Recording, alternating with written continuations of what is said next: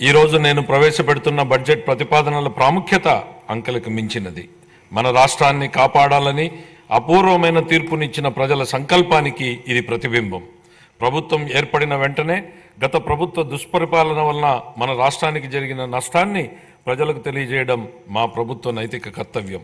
మా ప్రభుత్వం వెలువరించిన 7 శ్వేతపత్రాల ద్వారా ఇది జరిగింది.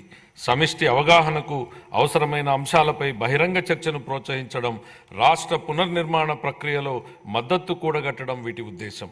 ఈరోజు మన రాష్ట్రం ఎదుర్కొంటున్న సవాళ్లు: రాష్ట్ర ఆర్థిక వ్యవహారాల దుర్వినియోగం, రాష్ట్ర వనరుల మళ్లింపు, లోపభూయిష్టమైన ఎక్సైజ్ మరియు ఇసుక విధానాల వలన సహజ వనరుల దోపిడీ వలన రాష్ట్ర ఆదాయానికి గండిపడడం, ప్రభుత్వ పన్నులను దారి మళ్లించడం ద్వారా రాబోయే 25 సంవత్సరాల భవిష్యత్తు ఆదాయాన్ని గణనీయంగా తగ్గించడం, పరిమితికి మించి రుణాలను అధిక వడ్డీ రేట్లకు తీసుకోవడం, కేంద్ర ప్రభుత్వ మార్గదర్శకాలను ఉల్లంఘించి రుణాలను తీసుకోవడం, కేంద్ర ప్రాయోజిత పథకాల నిధుల మళ్లింపు, పిల్లల పౌష్టికాహారం కోసం చిక్కీ వైద్య సామగ్రి వంటి ముఖ్యమైన పథకాలకు చెల్లింపులు నిలుపుదల, స్థానిక సంస్థల నిధుల మళ్లింపు, ఉద్యోగులకు పేరుకుపోయిన బకాయిలు, వివిధ పనులకు చెందినటువంటి బిల్లుల బకాయిలు, అన్ని ప్రాజెక్టులను స్తంభింపజేయడం ద్వారా నీటిపారుదల రంగం పతనం, ఇంధన రంగం విధ్వంసం, కొత్తగా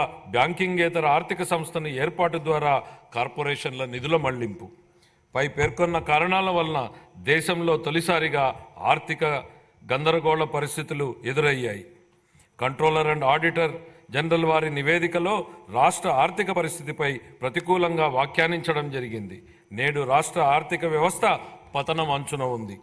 మన రాష్ట్ర ఆర్థిక వ్యవస్థను పునఃప్రారంభించి రాష్ట్ర ప్రగతిని పునర్నిర్మించడం నేటి తరం చేతుల్లో ఉంది.